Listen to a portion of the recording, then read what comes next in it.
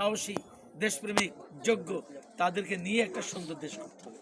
আমি একটা প্রতিশ্রুতি দিয়ে যাচ্ছি, সারা মনিরামপুর ঘুরে একটা অভিযোগ শুনেছি। অভিযোগ যদি ওজন করা যেত তাহলে বোধ হয় কয়েক হাজার মন হতো। সেটা কি? ওই ভোটে পাশ করার পর আর কেউ আসে না। কথা তো সত্যি। ভোটে পাশ করার পরে তো 53 বছর ধরে কেউ আসেনি। তাহলে এই অভিযোগটা কি সত্য না মিথ্যা? এই অভিযোগটা সত্য। আল্লাহ যদি আমাকে কবুল করে, আমার মামুনিরা, মেয়েরা, বোনেরা, আমার মামারা, এই ভাইরা যদি আমাকে ভোট দেয়, জামাত ইসলামকে পছন্দ করে, তো অন্তত 53 বছর এই রেকর্ড ভেঙে দিয়ে আমরা বিনা দাওয়াতে চলে আসবে, এই বাড়িতে এখানে চলে আসবে। কথা ওগুলো আসেনি কেন? যেহেতু ধান্দা থাকে যে কত চুরি করবো, ওই চুরি করার ধান্দা আসার কথা তাদের মনে থাকে না। আমাদের তো ওই ধান্দা নাই, এই জন্য আমাদের আশাটা অব্যাহত থাকবে। আর আমরা কোনো দুর্নীতি করব না। আমাদের আমির জামাত বলেছেন ডাক্তার শফিকুর রহমান, কোন দাবি আদায়ের জন্য আশা রাখবে না। যার যে পাওনা, যার যে দাবি, তার বাড়িতে পৌঁছে দেবো আমরা যদি রাষ্ট্র ক্ষমতায় যাই। অনেকে বলতেছে তাহলে ইসলাম কায়েম হবে, আমরা মুসলমানদের কি হবে?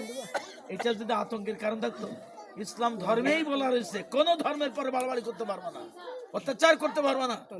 এই জন্য আল্লাহ নবী বলেছেন, কোন মুসলমান যদি মুসলমানের পরে অত্যাচার করে, আমি কিয়ামতের দিন হাসরে পরকালে ওই মুসলমানের বিপক্ষে ওই অমুসলিমের পক্ষ নিয়ে আল্লাহর আদালতে মামলা করব।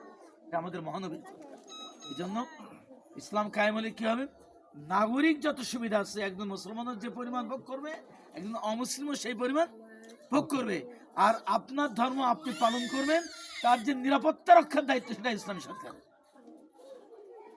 এটা আমরা একটা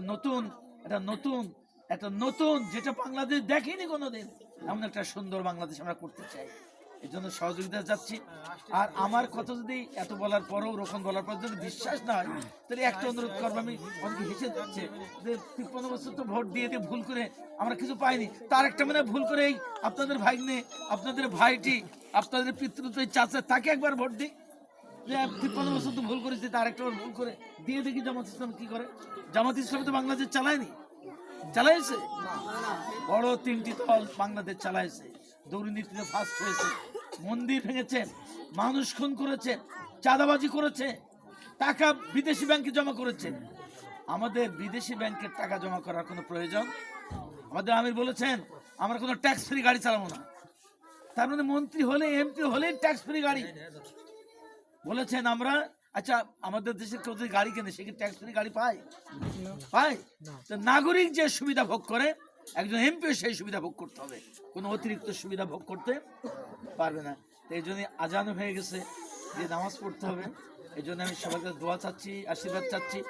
আর একটাবার দাঁড়িপাল্লায় ভোট দেওয়ার জন্য আমার মা বোনদের কাছে, মামুনিদের কাছে, আমার মেয়েদের কাছে, আমার মামা কুলের লোকদের কাছে, ভাইদের কাছে আমি অনুরোধ করে গেলাম। ভালো থাকবেন। এই যে আসেন।